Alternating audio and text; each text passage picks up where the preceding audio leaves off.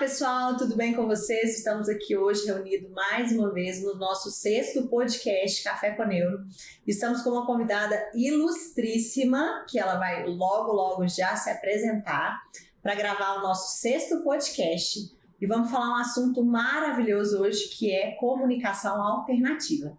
Tudo bem com você, Carol? Bom dia, meninas. Bom dia! E estamos com uma mesa maravilhosa aqui hoje. Carol, Júlia e Anne compondo essa mesa. Sim. E para quem não me conhece, eu sou Marcela Fantauzzi e vamos discutir hoje, trazer um tema, para quem não sabe, sobre comunicação alternativa. Então a Carol vai se apresentar para vocês conhecerem ela, um pouquinho sobre ela, o que ela faz. E a gente vai abrilhantar essa manhã sobre esse assunto que é muito importante. Carol. Obrigada, Marcela. A gente que agradece pelo convite, uma alegria estar aqui. Eu sou a Caroline, sou fonoaudióloga, sou especialista na área de linguagem e fonoaudiologia neurofuncional. E hoje eu faço um doutorado na área de neurociências, onde eu tive a oportunidade de trabalhar com pacientes com doença do neurônio motor, né, dentre elas a mais conhecida é a esclerose lateral amiotrófica, e quando tive então uma oportunidade de conhecer um pouco mais das comunicações suplementar alternativa, né, que é o nosso assunto de hoje, inclusive que eu quero parabenizar vocês pela sensibilidade de trazer esse rico assunto, né, para nossa discussão, nosso bate-papo, para ser falado, né? Isso, ótimo. Carol, você falou sobre, né, que o tema do seu estudo, doutorado, né, que é a base principal, é a esclerose lateral amiotrófica, né? Então acho que seria bom a gente falar um pouquinho sobre isso, se você quiser falar, que é mais comum, né, as pessoas conhecem como ELA. Exato. Não é isso? Exato. Então, para quem não conhece, né, gente, a esclerose lateral amiotrófica, ela, né, popularmente conhecida. Se você quiser falar um pouquinho. É uma doença considerada rara, neurodegenerativa, que pode acometer sintomas inicialmente bulbares, né? Às vezes o paciente chega com uma dificuldade, minha voz, né, tá falhando, eu não tô conseguindo falar as palavras direito. Ou às vezes, que a gente chama de sintoma de início bulbar, né? Ou às vezes é apendicular, então não tô andando direito, ou tô sentindo muita cãibra, alguns sintomas de fadiga, né? Bom, é um diagnóstico complexo, né? Que envolve aí multifatores, né, para o diagnóstico. É importantíssimo a gente ter essa clareza dessa doença, quais são os sintomas, né? Ele acomete neurônios superiores, inferiores, por isso a ELA, né? Existem outras doenças do neurônio motor. No caso da ELA, são neurônios motores superiores e inferiores, então ela vai ter fasciculação, espasticidade, né? Fraqueza muscular, e aí inclui aí, como na área da fono, uma dificuldade de disartria, disfagia, e agora, que é o meu estudo, né, do doutorado, a gente abre aí um leque para as alterações de linguagem também que são observadas, e os outros colegas lá também observam alterações cognitivas, né, de atenção, memória, função executiva, e a gente vai entendendo um pouco mais esse cenário da ELA, né? Muito bom, Carol. Extremamente importante, né, a gente aprofundar cada vez mais nesse assunto que precisa de atenção, né? Sim. E cada vez mais a gente tendo mais diagnósticos, né? E para a gente ter possibilidade e caminhos de atendimento, né? Para esses pacientes nossos aí, né? Exato. Carol, então, minha primeira pergunta, vou começar. O tema é muito amplo, a gente sabe sobre isso, né? Então, para as pessoas que nunca ouviram falar sobre comunicação alternativa, então antes da gente entrar na comunicação, como você é expert na área, eu queria que você pudesse primeiro dizer pra gente o que é comunicação, né? Antes da gente falar de comunicação alternativa, se você pudesse falar pra gente assim, o que é comunicação? Eu sou fisioterapeuta, né? Então, quando eu penso em comunicação, fazer gestos para mim é uma forma de comunicar. Sim, né? Sim. Mas eu fico pensando, quem não estuda sobre isso, às vezes a gente pensa que comunicação é só falar, né? Mas aí pode dizer dentro da fono, né, que estuda sobre isso, como que vocês definem isso, o que é comunicar? Tá, eu vou sair um pouquinho da academia. Sim, ótimo, perfeito, excelente. Para que a gente entenda esse universo aí, que é uma paixão minha, a comunicação. A comunicação é uma essência, né? É a essência humana mesmo, né? Essa possibilidade que nos torna competentes de elaborar o nosso pensamento e de expor isso. Então eu preciso, no processo de comunicação existe o que fala, né? O agente comunicador, um interlocutor, né, comunico com alguém ou com os meus pensamentos ou comigo mesmo, eu sou minha interlocutora, sim, né? E existe aí um meio que isso acontece, né? Então eu tô aqui falando e eu uso gestos, eu uso uma expressão facial, eu uso um comportamento, o meu corpo tem uma expressão, eu uso um tom de voz. Eu uso, às vezes, um tom mais agressivo, um tom mais doce. Então, isso também é um recurso de comunicação, né? A minha entonação, essa melodia da voz, né, que a gente tem, ela é um recurso de comunicação também. E ela por si só, ela tem qualidade comunicativa, né? Porque a depender de como eu faço essa entonação, eu quero gerar um sentido ou um outro sentido, né? As palavras, o código linguístico, né? O meio ali é o sistema de símbolos que a gente usa. Aí a gente tem esse código linguístico elaborado por conta da linguagem, né? Então a gente vê muito essa confusão de linguagem com fala, né? Fala é o processo articulatório, né? É a expressão, é o que eu coloco para fora, né? Mas antes disso tem uma elaboração de linguagem, né? A voz é um movimento de prega vocal que solta ali junto com os meus articuladores, eu consigo elaborar ali essa produção sonora, né, da voz.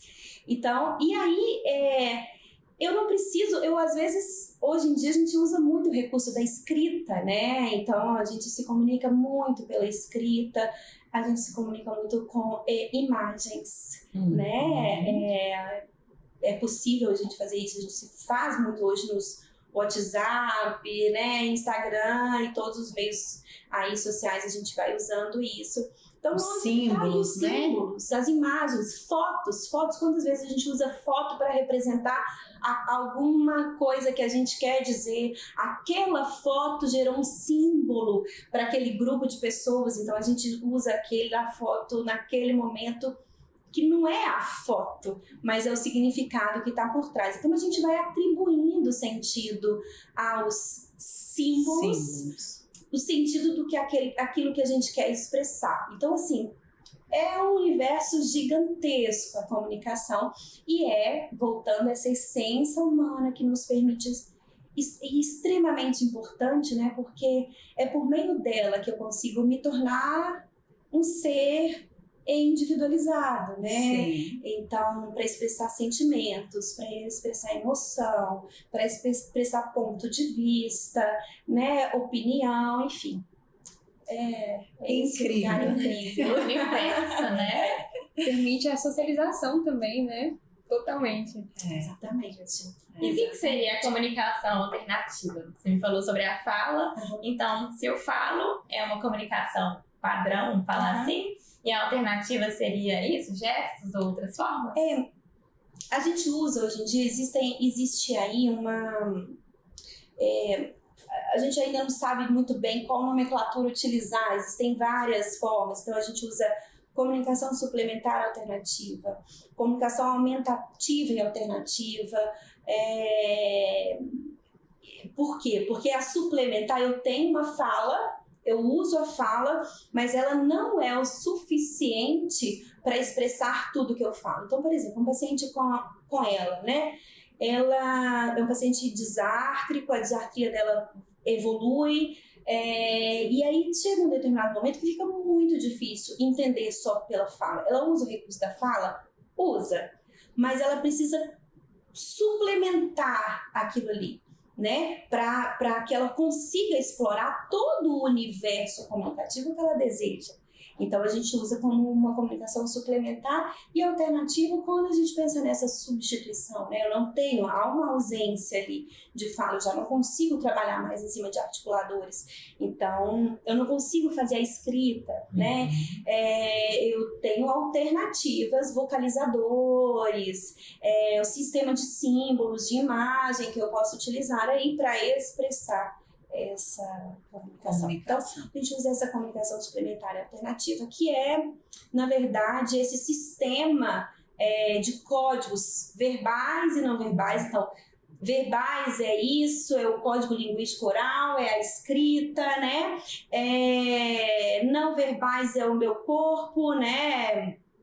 A escrita, o meu corpo, as minhas expressões e os símbolos diversos, as imagens e figuras que a gente falou anteriormente. Então é esse conjunto aí que dá sentido a uma expressão individual. E isso é muito importante, porque muitas vezes a gente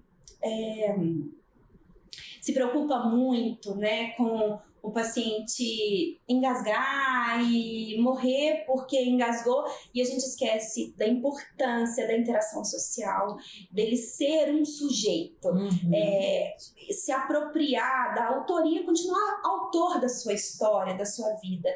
E quem dá isso é o recurso comunicativo. Se eu não posso dizer que eu quero usar ou não uma gastro, alguém vai escolher por mim, né? Então eu tenho que dar alternativas para que... Autonomia, né? Autonomia. Perfeito. E muitas vezes esses pacientes ficam sem voz, né? Ativa.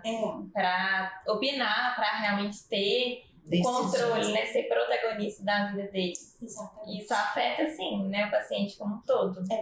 As pesquisas mostram uma melhora de qualidade de vida quando entra com recurso de comunicação suplementar alternativa nesses pacientes, porque é a sua singularidade como sujeito humano, né? E aí, por uma dificuldade, você tira a autonomia da vida dele, né? Sim. E Carol, sabe o que eu acho mais interessante? Que a comunicação alternativa, a gente tem que pensar que a gente dá essa voz para o paciente e a gente tem que pensar que a comunicação não é só o paciente que tem que entender sobre ela, mas o meio em que ele vive, todos têm que entender sobre essa comunicação. Então, se eu estiver falando alguma coisa, você, por favor, me corrija, tá? Então, por exemplo, quando você diz assim, a decisão dele sobre a gastro dele, vamos dar um exemplo, às vezes, até mais simples. A escolha do corte do cabelo. Exato. Então, por exemplo, se o paciente quer cortar o cabelo da forma que ele quiser, o cabeleireiro que vai até a casa dele, ou se ele vai até o salão de beleza, a forma da comunicação, até o cabeleireiro tem que entender a comunicação, o recurso que vai ser utilizado, seja um equipamento tecnológico ou seja um recurso mais fácil de comunicar, uma placa de comunicação, que a gente pode entrar nisso depois, ele tem que entender como que aquele recurso funciona, né? Sim. Para que todo mundo, né, seja o cabeleireiro, seja o cuidador, seja a família, né? Entender a forma como o recurso funciona para que tudo funcione de forma correta, né? Seria mais ou menos isso, né? Exatamente. Na sua experiência, como é que você vê? A gente chama de parceiros comunicativos. né? Aí ó, tem o nome correto. Né? Então, como eu falei no começo, para uma comunicação eu preciso de um interlocutor, né? Se eu não tenho esse interlocutor que entenda aquela linguagem, aquele sistema, aquele sistema de símbolos, não vai adiantar, a comunicação não vai acontecer. Então, quando a gente entra com a comunicação suplementar alternativa, como treinamento, o treinamento não é do paciente. Por si só, né? Por si só, mas dos parceiros comunicativos. E parceiros comunicativos, foi excelente o seu exemplo.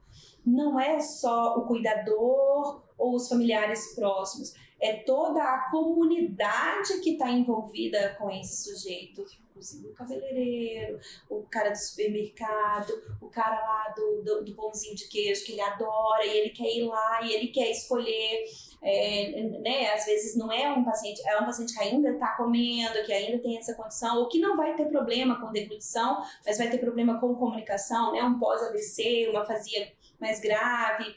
Então, assim, exato, esse treinamento com os parceiros comunicativos, eles engloba ali para que ele possa sentir um lugar realmente, inclusão, um espaço dele. Inclusive, A sociedade. a gente estava conversando um pouquinho antes aqui da gente começar e eu trouxe para vocês que o conselho nosso, né, o Conselho de Fonoaudiologia, acabou de fazer uma parceria com a prefeitura para trabalhar em cima das placas da praça e que tenha esse símbolo de comunicação suplementar alternativa, porque é o recurso de utilização deles. Então, assim, é muito interessante porque isso também faz com que outras pessoas que talvez nunca tenham se interessado pelo recurso possam entender que existem outros lugares de fala, né? Outras formas e sistemas de fala.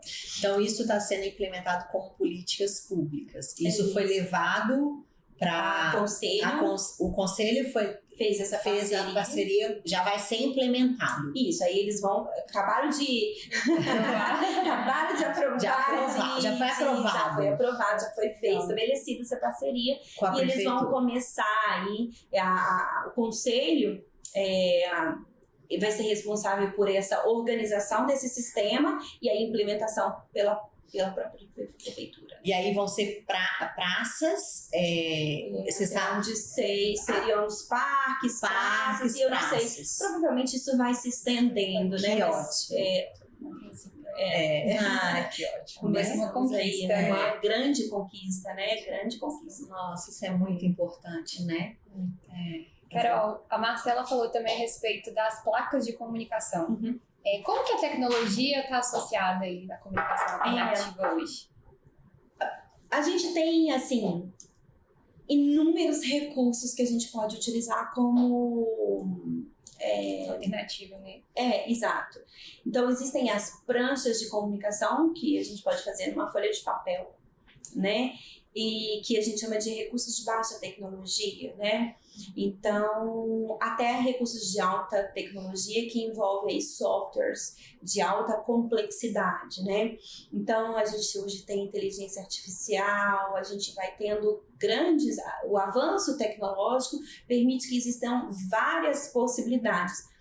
Mas isso é individual, não necessariamente aquele sujeito vai se adaptar a um recurso de alta tecnologia, né? Sim. Então, existe, por exemplo, existe a questão do custo, né? Há um custo diferenciado aí, né? Obviamente, quanto mais tecnologia, maior o custo. Uhum.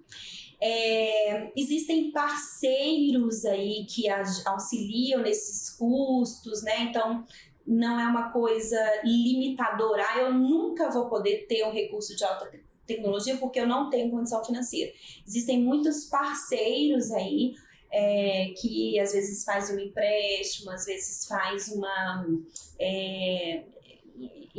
uma doação, né? Isso pode acontecer. Então, existem os recursos de baixa tecnologia e de alta tecnologia. Hoje em dia, a gente já está estudando, inclusive, cirurgias, obviamente, que são pacientes numa condição específica, né? Que eles não têm nenhum movimento mais corporal, nem mesmo movimento ocular, porque existem recursos que pelo movimento ocular é possível selecionar símbolos, né, e até letras para compor frases com vocalizadores que falam aquela frase que o indivíduo foi lá e digitou pelo movimento ocular, seja piscando, seja movimentando pelo rastreio ocular, né?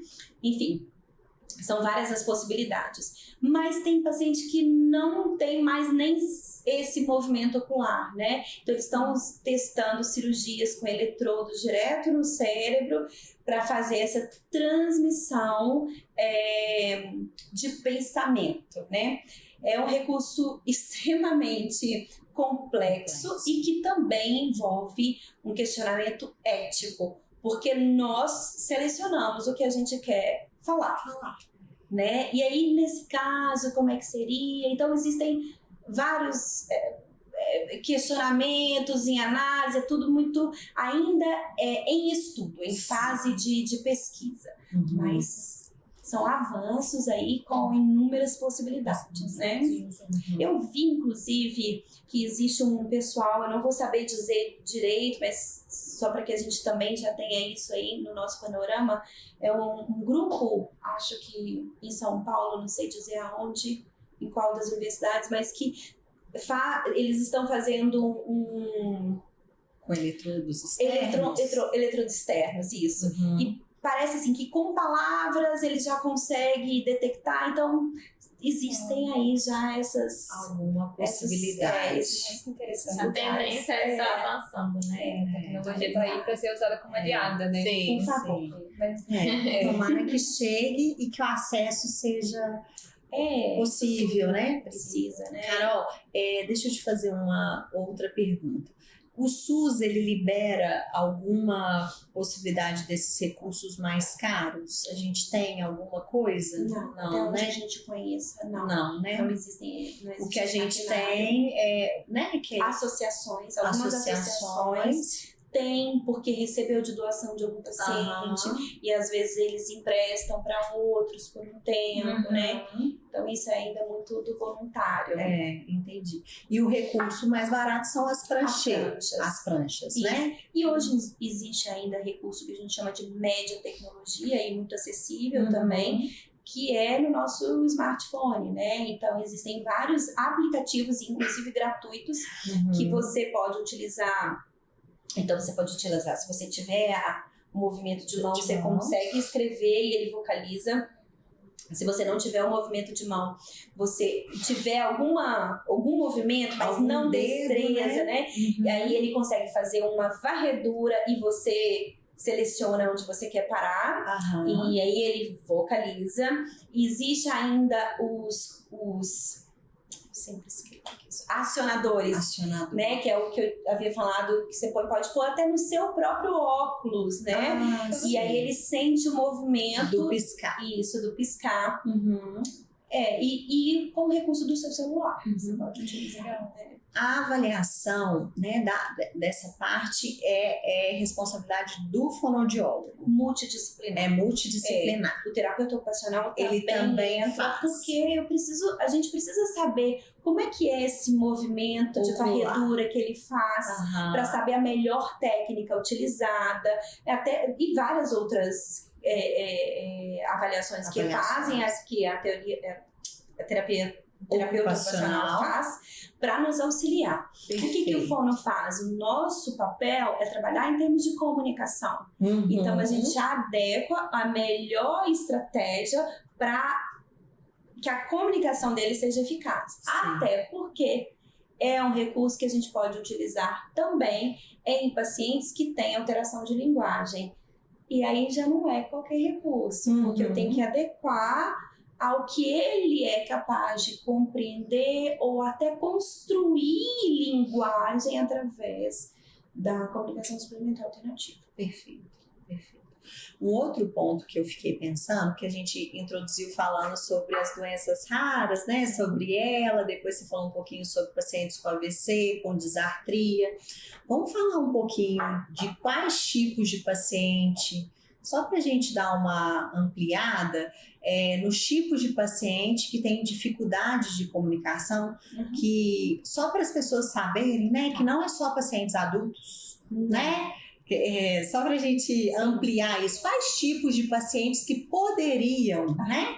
claro que são muitos, mas assim, que poderiam se beneficiar da comunicação alternativa, assim, que eu sei que vem à sua mente aí, né? A minha fala é muito em cima de adulto, que é a minha experiência, né? Com o que eu trabalho.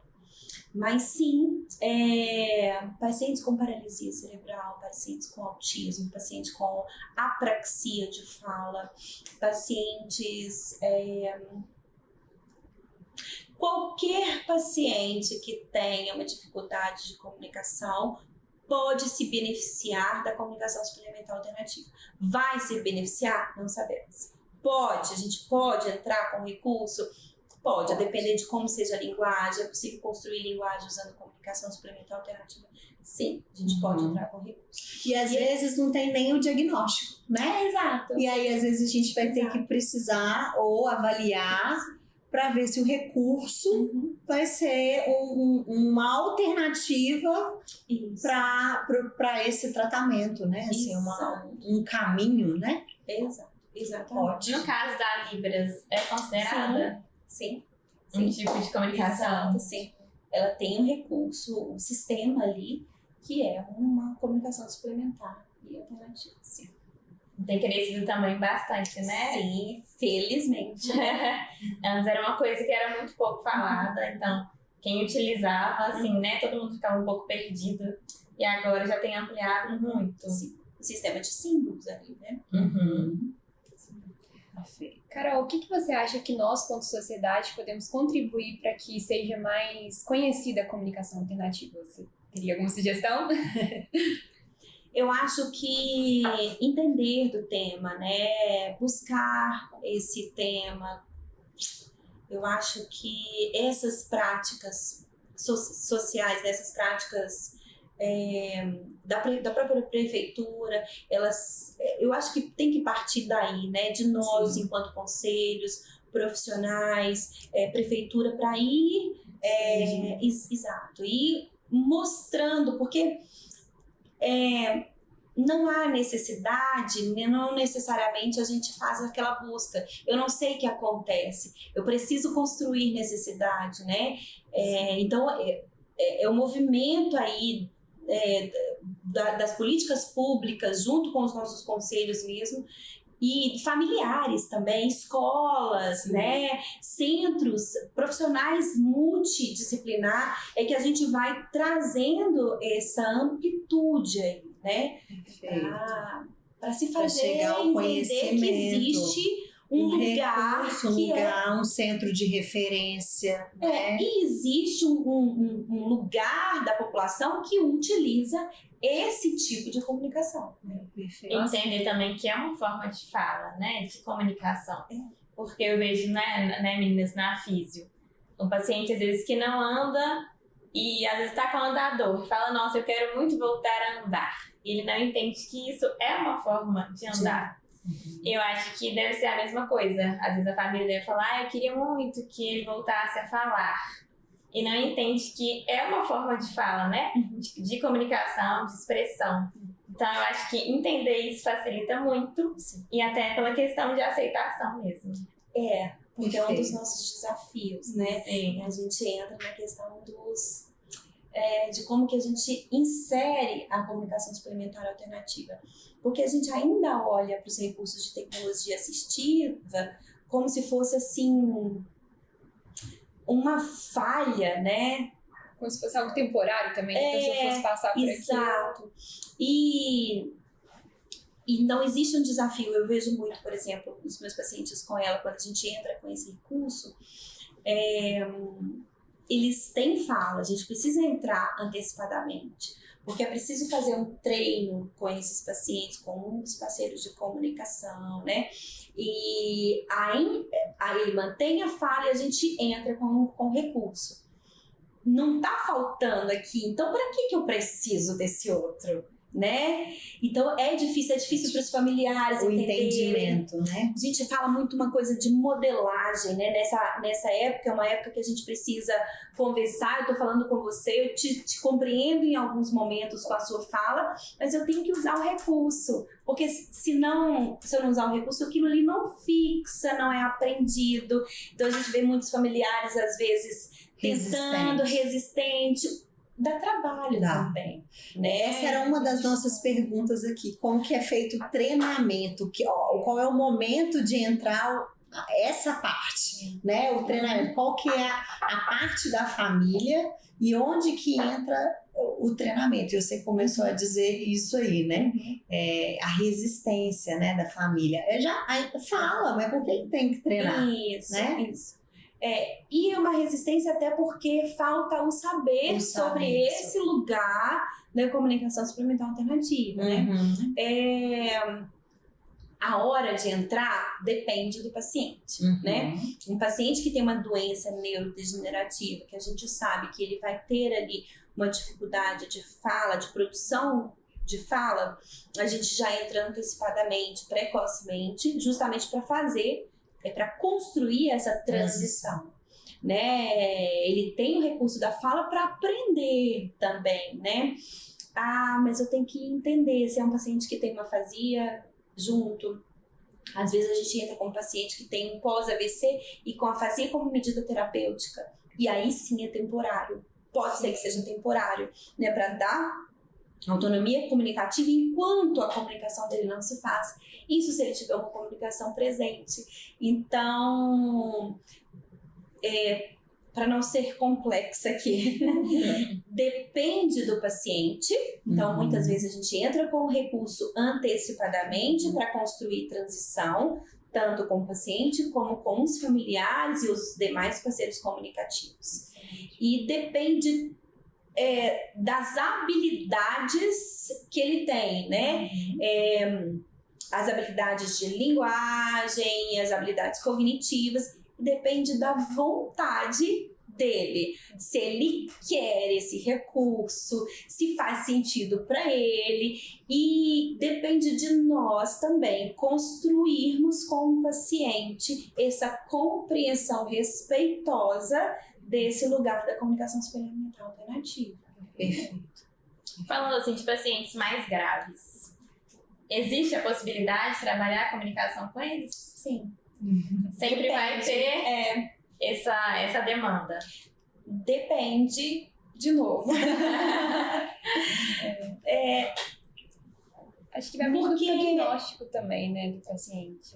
E vai muito das habilidades que ele tem, né? Então, é um paciente gravíssimo, mas tem recurso de linguagem, a linguagem tá íntegra, a gente consegue entrar, não tá íntegra, mas ainda assim ele consegue elaborar ali os recursos que a gente utiliza? Sim, então a gente vai entrar, né? É um paciente que realmente tem uma doença neurodegenerativa, com um avanço cognitivo grave, não consegue mais fazer essa decodificação de símbolo e sentido, significado.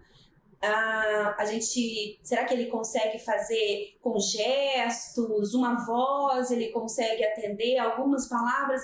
A gente vai a depender daí do paciente. É bem individual, né? Eu já tive pacientes gravíssimos, assim,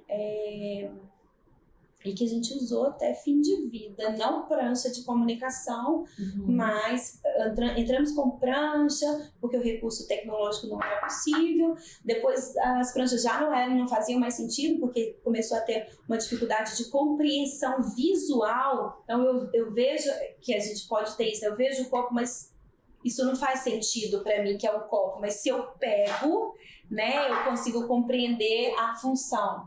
Então, as possibilidades são inúmeras, mas sempre acompanhando com o paciente. Qual que é o principal desafio da atuação, né, da Fono, para implementar essa comunicação alternativa? Eu acho que são alguns. Eu acho que é isso de construir que a comunicação suplementar alternativa é um lugar de fala, né? E aí vencer essa primeira etapa, a gente tem um pouco de preconceito às vezes, né? E trazer os parceiros de comunicação para junto, para poder fazer isso de uma forma parceira para gerar sentido para aquela comunicação, né? Eu acho que seriam os dois. Eu poderia dizer dos recursos financeiros, é um recurso também, um grande desafio também, é porque nós precisamos, enquanto profissional, abraçar esse lugar, se estruturar tecnicamente para isso. Há um desafio em termos de pesquisa, né? Não tem muitas pesquisas na área. A gente tem avanços tecnológicos, sim, caríssimos, mas será que com investimento a gente não teria recursos possíveis e mais barato, mais acessíveis para a população? Para isso eu preciso de pesquisa, de investimento. Então isso é um desafio também. Perfeito. E, Carol, eu acho que um ponto que você colocou aí e que a gente podia frisar aqui dos parceiros que a comunicação alternativa, né, a gente deixar isso bem claro, que não é só para os fonoaudiólogos, né? A gente precisa fortalecer fono, físio, TO, nutrição, os médicos, né?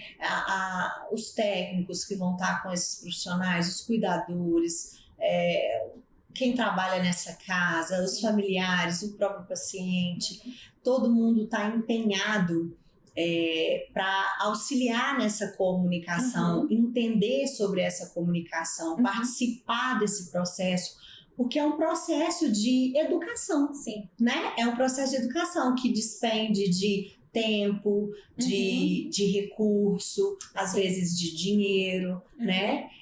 E isso é um gasto energético, né? Então, acho que a gente precisa ter esse tempo mesmo, que é um tempo precioso de conhecimento. E isso, às vezes, é cansativo, né? Então, quando eu te escuto falando assim, eu poderia falar do recurso, né? Do dinheiro. Eu acho que esse apoio, né, dessa equipe, eu acho que isso é o mais importante no dia a dia, né? Do que precisa para dar certo, né, a comunicação alternativa. Exato, porque nós somos parceiros comunicativos desses centros, né? E ele quer vir ao nosso consultório, ou quando a gente vai fazer o atendimento domiciliar, né? Ele não quer ter um intérprete, né? Então é muito comum a gente ver o profissional falando com o acompanhante, né? E ele, mas eu tô aqui, né? Eu quero me expressar, se for o desejo dele, lógico, né? E então sim, mas para isso eu preciso de treinamento multidisciplinar, que as equipes, que as pessoas de uma forma geral, que nós da área da saúde de uma forma geral estejamos atentos para esse cenário, né? Porque senão eu vou continuar usando o intérprete aí. E aí fica sem esse lugar nos seus próprios atendimentos, né? Exatamente. Às vezes ele quer estar sozinho, eu quero estar sozinho com o meu médico, com o meu fisioterapeuta, porque eu quero conversar algo que é meu, né? E aí, como é que fica? Tira isso do paciente, né? Eu aproveito esse espaço de fala, né, para poder falar sobre... Eu estudo, né, neurofuncional da criança e do adolescente. E a gente faz muito isso com o adolescente, tirar a voz, né, do adolescente. Então é importante a gente ter esse olhar de tratá-lo como uma pessoa que vai comunicar e vai passar da maneira dele, né, aquilo que ele gostaria de ser falado. Porque é isso. Porque é isso. Isso que faz ele ser ele, né, viver de fato, né? A gente tira, acho que uma parte do viver da pessoa, né? Quanto que isso é triste, você não conseguir se comunicar e ter uma pessoa para te interpretar a todo momento, né? Então, se a pessoa tem uma capacidade, né, uma possibilidade alternativa para isso, eu acho que nós devemos, né, incentivar e de uma forma contribuir para que isso aconteça. Com certeza. E no cenário adulto, a maior fonte de interação social é o diálogo, né? Exato. Então, quando você trava, você tira isso, você tira ele, né? Exato. De lugar, de cenário, de foco, de perspectiva. Sim. Eu acho que o social, a gente muitas vezes tem noção do impacto que tem na vida de uma pessoa, né? Uma pessoa que deixa, por exemplo, a gente trabalha, né, na reabilitação, deixa de frequentar lugares, deixa de fazer coisas que são simples, são da vida. Então, acho que esse olhar é um olhar muito importante. Eu acho que você falou uma coisa muito importante, assim, porque a gente tem uma preocupação muito grande com os cuidados em termos de saúde e a gente não esquece o quão nocivo é tirar o poder comunicativo de um sujeito, é tirar a singularidade dele como um ser humano, né? Ele como indivíduo, ele como sujeito social, responsável pela sua existência. Exato. Então, isso é gravíssimo. Nós falamos de morte, de uma dificuldade de cuidar de saúde, porque, né, uma preocupação com a morte desse paciente, mas e a morte quando acontece num adulto silenciado? É um luto, né? Um processo de luto. Que não precisava existir. Sim. Vai existir o luto, porque o luto está atrelado a perdas. Eu perdi a fala, eu tenho uma elaboração a construir. Não tem jeito, eu vou construir aquela elaboração, porque eu vou mudar o meu formato de me fazer existir. Ok, esse luto vai existir, mas existe uma possibilidade, né, para que ele continue sendo autor da sua história, né? E eu acho que isso é uma das coisas mais lindas que nós temos em relação às possibilidades da comunicação experimental alternativa. É permitir que um adulto que já teve toda... E eu tô falando de adulto porque é da minha área. Mas podemos ampliar que isso. o adolescente, que tá às vezes ali a criança construindo linguagem, né? Com certeza. Que permitir que ele se faça conhecedor da sua existência. Né? Perfeito, Carol. Perfeito. Que lindo. Muito lindo. Carol, muito obrigada. Nossa, que honra que você está aqui hoje com a gente. Essa manhã maravilhosa. Obrigado por ter vindo, por ter aceitado o nosso convite. Espero que você volte mais. Nós temos muitas coisas, né, para poder conversar, para engrandecer e trazer muitas outros assuntos, né? Tem tanta coisa que a gente pode agregar para as pessoas da nossa área, que eu sei que é tão importante e que às vezes a gente discute em congressos, em grupos de discussões, entre colegas. E eu espero, né, que esse podcast possa chegar em vários outros lugares que não sejam tão em grupos científicos ou que cheguem também, né, mas que possam chegar em várias casas onde as pessoas tenham esse conhecimento, que tem um caminho, que tem uma possibilidade, que tem recurso, né, que tem uma estratégia de comunicação. E olha que grandioso saber que hoje, aqui em Belo Horizonte, né, a nossa prefeitura está implementando aí nas praças uma comunicação alternativa para a gente ter esse acesso, tá? Então, muito obrigado, a gente fica muito feliz, estamos muito gratas de você estar aqui hoje. E queria que você deixasse onde as pessoas podem te encontrar na rede social, ou, né, seu consultório ou pessoal, se você quiser deixar, se quiser falar, pode falar. Eu queria agradecer a vocês, agradecer pelo convite. Fiquei muito feliz com esse café com neuro. Achei uma delícia. Quero parabenizá-las mais uma vez, falei isso no começo, mas eu reitero aqui a importância, parabenizá-las a escolha do tema, né? Trazer um tema desse, eu acho que é de tema realmente de extrema importância. E aí você perguntou como é que a gente faz socialmente, é isso, sim, né? São nesses pequenos bate-papos aí que a coisa vai acontecendo, né? Então é um prazer enorme estar aqui, eu espero vir tomar café mais vezes com certeza. Vai ser uma alegria. Hoje eu uso o Instagram como rede social, então é carolinearaújo.fono. Estou no Instagram e estou super disponível para responder perguntas, para contribuir, para aprender, porque a gente está em processo constante de aprendizado, né? Não é um ciclo fechado. Então tem às vezes um ponto de vista que a gente vai ali e pensa alguma coisa diferente. Então estou super disponível. Mais uma vez, obrigada. A gente agradece. Te agradeço muito por estar aqui hoje. Eu acho que assim, o podcast ele tem esse poder de mudar a minha vida, a minha visão em muitas coisas, e não foi diferente hoje. Então eu agradeço imensamente e quero te ver aqui mais vezes com a gente. Muito obrigada. Acho que a palavra que nós mais falamos aqui foi possibilidades. E que isso chegue mesmo, né? Há muitas pessoas que se sentem perdidas em muitas fases e que elas saibam que a gente está aqui, que essa informação seja cada vez mais ampla e que sim, mais uma vez, existem possibilidades, né? Para isso de transformar. Então, muito obrigada, Carol. Finalizando então mais um dia. Mais um dia, gente. Curtem, deixe seu like, suas perguntas. Júlia, como as pessoas te encontram lá nas redes sociais? Então, eu estou no Instagram também, doutora.juliamagalhães. Anne? Então, eu tô lá como aniveloso.fisio no Instagram também. Muito bem. O meu é Marcela Fantauzi e do consultório é Marcela Fantauzi Reabilitação. Estamos lá no Instagram, podem entrar, e no YouTube nós estamos como Café com Neuro. Tá bom, gente? Um beijo, curtam e compartilhem. Tchau, Até a até a próxima. próxima.